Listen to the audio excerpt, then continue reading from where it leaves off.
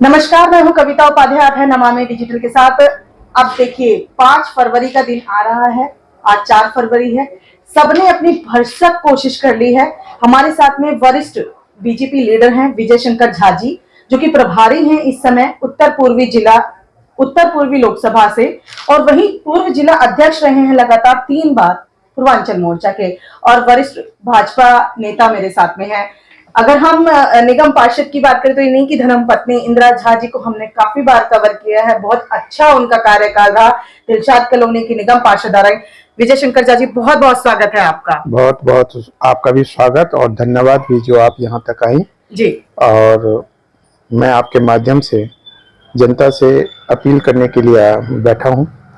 और जैसा कि आप कह रही थी अभी अपनी चर्चा में कि आप बताइए कि भाजपा को ही वोट क्यों दें। जी। तो मैं ये बताना चाहता हूँ कि सबसे पहले बात तो भाजपा सबसे बड़ी पार्टी है और सिर्फ दिल्ली की ही पार्टी नहीं है, पूरे भारत में भाजपा का बोलबाला है। और हमारे दिल्ली के अंदर 7 के 7 लोकसभा सीट हमारे पास है और ये सब जनता का प्यार है। दूसरी चीज ये है कि भारतीय जनता पार्टी उसका जो मोटो है, ये हमारे प्रधानमंत्री का जो मोटो है वो नेशन फर्स्ट है। आपको याद होगा कि जब जेएनयू के अंदर नारे लगे थे, भारत तेरे टुकड़े होंगे, इंशाअल्लाह इंशाअल्लाह, उस समय कौन था सपोर्टर? यही केजरीवाल जी हुआ करते थे और अपने राहुल गांधी जी हुआ करते थे। तो ये कांग्रेस और आम आदमी पार्टी के लोग, उन्होंने कभी देश के साथ या स्टेट के साथ नेशन फर्स्ट वाली कहानी नहीं रखी और उन्होंने कभी दिल से अपनाया भी नहीं। केवल उनका मोटिव एक ही है कि भ्रष्टाचार को बढ़ावा देना और पैसे को लूटना। दूसरी चीज आती है कि दिल्ली की जनता के लिए इन्होंने किया क्या जी। अगर आपको याद होगा कोरोना काल के अंदर जब दिल्ली के अंदर जनता त्राई त्राई कर रही थी और लोगों को ये पता नहीं था कि ये बीमारी कैसी है और इसका इलाज कैसे है, उस समय केजरीवाल जी अपने घरों में बैठे हुए थे और यहाँ की जनता को जो देखभाल किया वो मोदी जी ने और अमित शाह जी ने किया। ये आपको याद होगा कि यहाँ पे ऑक्सीजन की कमी पड़ी तो मोदी जी ने और अमित शाह जी ने दिल्ली में ऑक्सीजन को पर्याप्त भंडार मंगवाया और काम किया।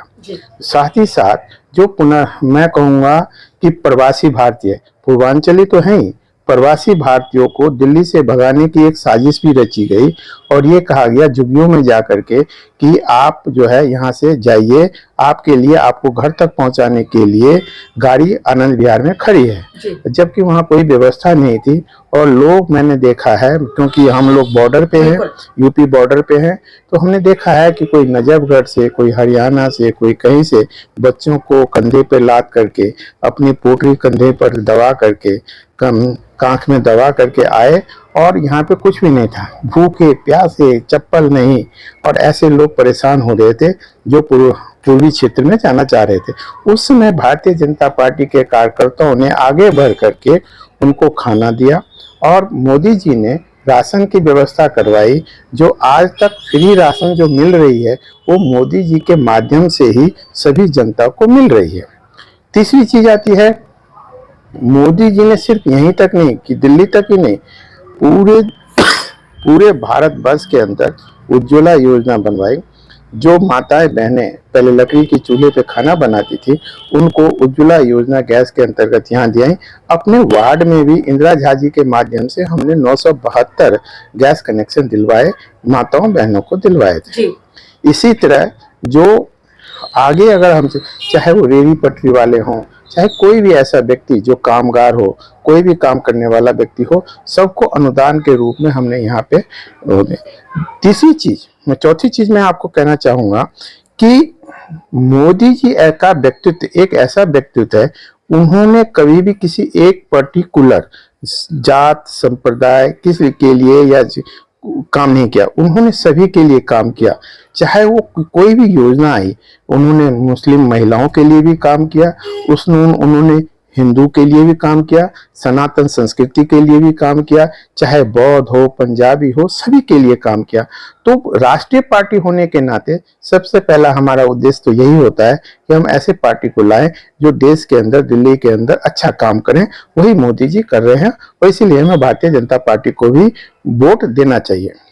और देखिए, यहाँ की राजधानी दिल्ली जो है, राजधानी है। यहाँ पे सभी देश विदेश के लोग यहाँ रहते हैं और यहाँ पे सारे सभी देशों के जो कॉन्सुलेट रहते हैं और सभी की नजरें जो होती है वो दिल्ली के ऊपर, सभी देशों की जो है वो दिल्ली के ऊपर टिकी रहती है। यहाँ पे ऐसी व्यवस्था बनानी चाहिए जो अपने आप में विश्व स्तरीय व्यवस्था हो और मोदी जी वो काम कर रहे हैं। मोदी जी ने वादा किया है कि मैं दिल्ली को, मोदी जी का वादा केवल वादा ही नहीं, और उन्होंने अभी जो भारतीय जनता पार्टी का दिल्ली के लिए संकल्प पत्र जारी हुआ उसमें भी उन्होंने कई वादों को दोहराया कि मैं ये भाजपा के तरफ से और केंद्र सरकार की तरफ से दिल्ली में आने वाली सरकार के लिए जो भाजपा की सरकार होगी वो करने जा रहा हूं। और उन्होंने कहा कि मैं, सबसे पहले तो उन्होंने एक बात बताया कि 2500 रुपये महीना जो गरीब महिलाएं हैं उनके खाते में जाएगी। दूसरी चीज, चाहे वो त्योहार दिवाली का हो या होली का हो, 500 रुपये उनको दिया जाएगा और 2 गैस सिलेंडर, दोनों त्योहार के लिए एक गैस सिलेंडर भी मिलेगा। जो 70 साल से बुजुर्ग हैं, जो 60 साल से ऊपर के 70 साल के लोगों को, नागरिकों को 3000 रुपये और उससे कम वाले को, 60 साल से ऊपर वाले को 2500 रुपये। ऐसे पेंशन की व्यवस्था, जो कि दिल्ली सरकार में इस समय जो केजरीवाल है, केजरीवाल ने सारे पेंशन बंद कर रखे हैं, कोई पेंशन मिल नहीं रहा लोगों को। और इसी तरह राशन कार्ड, जो मान लीजिए कोई आदमी बाहर से आ रहा है, गरीबी रेखा के नीचे जी रहा है, वो 10-12 हजार रुपये में नौकरी कर रहा है और खासकर उसमें पुनर्वास, जो प्रवासी लोग हैं वही लोग हैं जो झुग्गी झोपड़ी में रहते हैं, रिक्शा चलाते हैं, ठेला चलाते हैं, छोटे मोटे काम करके अपना गुजारा करते हैं और 10, 15, 20 हजार रुपये कमाते हैं। उसमें परिवार को रखना, बच्चों की पढ़ाई, साथ ही साथ यहाँ के सिस्टम के अनुसार चलना उनके लिए एक दूभर हो गया है। तो मोदी जी ने ये भी कहा कि हम उनको जो है, जो जितने भी लोग हैं वो अपने लिए बीमा को तो सोच भी नहीं सकते, इसीलिए जितने भी कामगार हैं उनको 10 लाख का बीमा देंगे। व्यापार जो है, व्यापार प्रकोष्ठ बनाएंगे, व्यापार को हम आगे बढ़ाएंगे। साथ ही साथ चाहे वकील हैं या अपने कामगार हैं, सभी के लिए 10 लाख का बीमा की योजना बनाएंगे।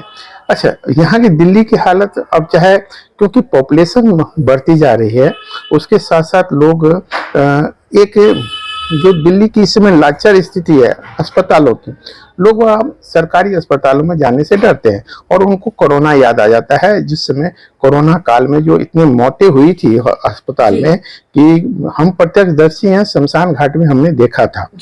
तो ऐसी स्थिति में उन्होंने आयुष्मान योजना लागू किया था, जो कि दिल्ली में लागू नहीं हुआ, और वो सबसे ज्यादा इफेक्ट जो करता था वो गरीब परिवार को करता था और मध्य वर्गीय परिवार को करता था। उन्होंने, केजरीवाल जी ने लागू होने ही नहीं दिया।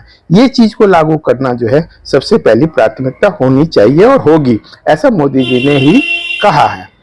इसी तरह कई ऐसे कार्य हैं जो मोदी जी कह रहे हैं, संकल्प कर रहे हैं और देश को आगे बढ़ाने का काम कर रहे हैं। अब रही बात केजरीवाल जी की, केजरीवाल जी ने इस 10 साल के अंदर दिल्ली की दुर्दशा इतनी हालत खराब कर दी है, इतनी हालत खराब कर दी है कि सनातन संस्कृति को नष्ट करने का पूरा मन बना लिया है। सनातन संस्कृति केवल किसी एक जाति संप्रदाय से जुड़ी हुई नहीं है। ये सनातन संस्कृति जो कभी, जिसका कभी अंत नहीं होता, वो सनातन है। और जो सनातन संस्कृति है उसमें सनातन संस्कृति के अंतर्गत मद निषेध, मीट निषेध, अन्य कई ऐसे जो व्यभिचार निषेध, इस तरह की बातें लागू होती है। लेकिन केजरीवाल जी ने क्या किया, पहले तो शराब की नीति जो दिल्ली सरकार की थी उसको खत्म करके अपना घर भरने के लिए, पैसा भरने के लिए भ्रष्टाचारी बन करके उन्होंने पैसा इकट्ठा किया और उसको कानून को बदला। विजय शंकर झा जी, इसी चर्चा में मुझे वो वाक्य भी याद आ रहा है, जब आप अपने अपने वार्ड में आप लड़े, इंदिरा जी लड़ी थी, एक ठेका खुल रहा था उस दौरान और बंद कराने के लिए आप लोग लड़ गए थे उस दौरान, मुझे वो वाक्य याद आ रहा है, हमने कवर भी किया था उस दौरान। हाँ, आपने बिल्कुल सही किया कि कहा कि एक ही नहीं कई ठेके जो कि दिलसाद कॉलोनी सी ब्लॉक के अंदर खुल रहे थे, उसको हमने बंद करवाया और यहाँ पे ऑटो मार्केट है वहाँ बंद करवाया और अपने यूपी बॉर्डर के पास में जो अपने दिलसाद कॉलोनी वार्ड से में खुलने वाला ठेका था उन सबको बंद करवाया था और वहाँ सील करवाई थी। लेकिन अब वही ठेके सब खुल चुके हैं, दोबारा खुल चुके हैं। अच्छा। दोबारा खुल चुके हैं वो ठेके, और बल्कि और नए ठेके उन्होंने अपने कार्यकर्ताओं को दिए हैं। अच्छा, इतना ही नहीं, उस समय तो एक बहुत बड़ी जो साजिश चल रही थी, साजिश कहना चाहिए, जिससे कि सनातन संस्कृति के ऊपर आघात हो रहा था। माताओं बहनों के लिए पिंक ठेका खुलवाया जा रहा था, जिसमें कि बैठ करके शराब पीने की व्यवस्था भी थी और वो रातों तक खुली रहती। अब आप सोच सकती हैं, जो जिन भाइयों के कारण माताएं बहनें परेशान हैं कि भाई शराब पी के घर में आते हैं, मारपीट करते हैं, उस घर में आसपास या और कोई बहनें भी शराब पीने लग जाती, माताएं भी शराब पीने लगती, तो उस घर का क्या सत्यानाश हो सकता था? तो ये नहीं हो सकता था। दूसरी चीज, वहां आगे आने वाले भविष्य का क्या होता? जो बच्चे देखते वही बनते। तो हमारा सनातन संस्कृति के साथ साथ देश की संस्कृति को भी खत्म करने की पूरी साजिश की जा रही थी। इसीलिए इन सबको पटरी पे लाने के लिए जरूरी है भारतीय जनता पार्टी, जो 5 तारीख को दिल्ली में वोट होने जा रहे हैं, भारतीय जनता पार्टी को जिताएं और अपना वोट डालें और भारतीय जनता पार्टी को जिता करके सरकार बनाएं। यही मेरी सभी लोगों से निवेदन है और खासकर मैं पूर्वांचल वासियों को कहना चाहता हूं, क्योंकि मैं पूर्वांचल से बिलोंग करता हूं और मैंने देखा है उनके दुख दर्द को बहुत नजदीक से देखा। जब यहाँ पे शुरुआत में छठ पूजा होती थी तो हम लोगों ने छोटे छोटे गड्ढे खोद करके छठ पूजा शुरू की थी। आज एक छठ पूजा ये बहुत विशाल रूप, देश ही नहीं विदेशों में भी छठ पूजा मनाई जाने लगी है। जब जमुना घाट के ऊपर छठ पूजा मनाई जा रही थी, उस समय केजरीवाल जी ने ये कह करके छठ पूजा बंद करवा दी कि यहाँ का पानी जमुना का पानी दूषित है और इसमें छठ पूजा नहीं होनी चाहिए। लेकिन छठ पूजा हो कहाँ भाई? एक चीज आपने बंद करवाई तो दूसरी व्यवस्था आप देंगे ना, वैकल्पिक व्यवस्था होनी चाहिए ना। उन्होंने दी नहीं और उनकी ये थी कि भाई इस बहाने जो है पूर्वांचल के लोग एक साथ इकट्ठे हो रहे हैं, उनको उसमें ब्रेक कर दो और सबको छितर बितर कर दो। ये उनकी एक साजिश थी। अच्छा। उसकी एक साजिश थी। और मैं एक बात केजरीवाल जी से ये भी पूछना चाहता हूँ, ये आपदा की सरकार से पूछना चाहता हूँ, जो यमुना को साफ करने के लिए पैसा लगाया गया था, वो पैसा कहाँ गया? अगर यमुना साफ नहीं हुई तो वो पैसा होना चाहिए ना, वो कहाँ गया? वो भ्रष्टाचार के भेंट चढ़ गया और आपदा सरकार के जो मुखिया थे उन लोगों ने आपस में बंदर बांट किया। उसी का स्वरूप है जो उन्होंने शीश महल, जब कोरोना काल में लोग त्राही कर रहे थे तो उन्होंने अपने लिए, अपने रहने के लिए शीश महल बनवाया और ऐसा घर बनवाया कि किसी भी मुख्यमंत्री के पास ऐसा घर नहीं है। मैं इस बात को नहीं कहता हूं कि भाई मुख्यमंत्री हैं उनको अच्छा घर मिलना चाहिए, लेकिन ऐसी सरकार जो चुन के आई थी, जो एक आंदोलन के जरिए आई थी, ऐसी सरकार जिन्होंने प्रण लिया था, ऐसे केजरीवाल जिन्होंने अपने बच्चों की कसम खाई थी कि मैं ये लाभ नहीं लूंगा, ऐसी सरकार जिन्होंने ये कहा था कि मैं एक ब्यूरोक्रेट्स की राजनीति को यहाँ पे खत्म करूंगा और एक साधारण मानव की जीवन में मुख्यमंत्री बन के जाऊं, उन्होंने उस चीज को ध्वस्त किया। इसका मतलब क्या किया?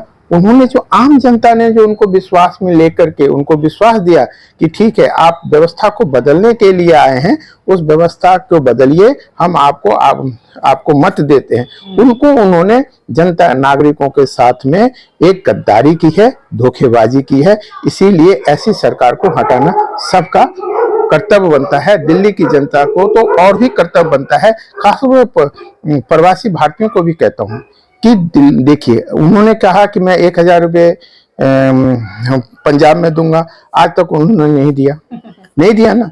और बल्कि गरीबों को तो और गरीब बनाते चले गए, शिक्षा को इतना बदहाल कर दिया कि गरीब बच्चे भी अब गरीब लोग भी अपने बच्चों को स्कूल में, उसी सरकारी स्कूल में भेज नहीं रहे। तो भाई, जब तक आप पैसा उनके पास सीमित आमदनी है, सीमित आमदनी होने के बाद भी उनका पैसा जा रहा है कहाँ पे? जा रहा है पानी में, जा रहा है बिजली में, जा रहा है स्कूल की पढ़ाई में, जा रहा है उनके औषधालय में, जा रहा है शराब के ठेके में, शराब में। तो गरीब ही रहेगा ना। ये तो एक साजिश है, ये दिल्ली सरकार की साजिश है, केजरीवाल की साजिश है, आतिशी की साजिश है। ऐसी सरकार को उखाड़ के फेंकने में ही दिल्ली के लोगों की भलाई है। मैं यही निवेदन करता हूँ। विजय शंकर झा जी, आपने कहा पूर्वांचली आप चेहरा, और वाकई में आप बहुत प्रसिद्ध चेहरा भी हैं और उस पर आपने चर्चा की। ओवरऑल दिल्ली की भी आपने बात की। वोटिंग की अगर हम बात करें तो हमेशा परसेंटेज कम रहती है, लेकिन इस बार इलेक्शन कमीशन ने अच्छा दिन ये चुना है कि वर्किंग डे, बीच में मिड वीक में उन्होंने दिन रखा है। तो कितना आपको उम्मीद है कि कितने प्रतिशत वोटिंग होगी? क्योंकि लगभग 60% से ज्यादा दिल्ली बाहर निकलती नहीं है वोटिंग के लिए, कितना मुश्किल होगा उन्हें निकालना? गुप्ता जी, इस बार वोटिंग परसेंटेज बहुत अच्छा होने वाला है। उसका कारण क्या है? उसका कारण, सबसे पहला कारण है कि जनता ने मन बना लिया है केजरीवाल को उखाड़ के फेंकना है, दिल्ली से बाहर फेंकना है और जमुना में जाके डुबो देना है। एक तो ये चीज। दूसरी चीज, जनता इनकी आपदा के लोगों की करतूतों को समझ चुकी है। ठीक है। तीसरी चीज, जनता इनके वादों से, इनके करतूतों से त्रस्त है। चौथी चीज, बुधवार का समय है, ना आगे छुट्टी है ना पीछे छुट्टी है। तो अभी, क्योंकि पहले शुक्रवार को, शनिवार को होता था तो लोग शुक्रवार को निकल जाते थे आसपास के क्षेत्रों में, और उससे क्या होता था कि वोटिंग परसेंटेज कम होती थी। और दूसरी चीज, जो सरकार, जो ये मध्य वर्गीय परिवार है ना, ये इन लोगों को वैसे तो छुट्टी मिलती नहीं है। जब ये छुट्टी मिलती है तो बच्चों के साथ बाहर निकलने का एक ये मन बना चुके होते हैं, जो कि इस बार उनको समझना चाहिए कि भाई, अगर दिल्ली के अंदर आप अपने मतों से और एक अच्छी सरकार को लाना चाहते हैं तो इस बार छुट्टियों को कैंसिल करें और जम के वोटिंग करें और जम के वोटिंग करवाएं। ठीक है। तभी जाके ये दिल्ली जो है साफ सुथरी बनेगी और दिल्ली को दिल्ली बनाए। भारतीय जनता पार्टी ने कभी ये नहीं कहा कि मैं लंदन या पेरिस बनाऊंगा, वो यही कहती रही कि मैं दिल्ली को दिल्ली बनाएंगे और दिल्ली कैपिटल है, तो ऐसा नजर आए कि दिल्ली अपने आप में सर्वश्रेष्ठ है। सर, शाहदरा की अगर हम बात करें, उसी विधानसभा से आप भी आते हैं, तो कितनी इस बार आपको जीत की गारंटी दिखाई दे रही है? क्योंकि मोदी की गारंटी होती है, ऐसा मोदी जी ने कहा है। गुप्ता जी, ये बड़े दुर्भाग्य की बात है कि हम शाहदरा सीट या दिल्ली में हमारे विधायकी नहीं रही है जी, और हम सरकार बनाने में कमजोर रहे हैं, हमारी सरकार नहीं बनी है। लेकिन इस बार मैं आपके माध्यम से ये आश्वस्त करना चाहता हूं कि जनता समझ चुकी है और शाहदरा के अंदर जो हमारे प्रत्याशी हैं संजय गोयल जी, वो एक कर्तव्यनिष्ठ व्यक्ति हैं। भाजपा के तरफ से उनको चुनाव लड़ने के लिए भेजा गया है और हमारे जितने भी भाजपा के लिए हैं, ये हमारे लिए बड़े ही खुशी की बात है कि संजय गोयल जी हमारे पास आए हैं और उनको हम सभी कार्यकर्ता मिल करके, क्योंकि चुनाव एक टीम वर्क है और कोई व्यक्ति कहे कि मैं अपने बल पे चुनाव जीत लूंगा, ऐसा संभव नहीं है।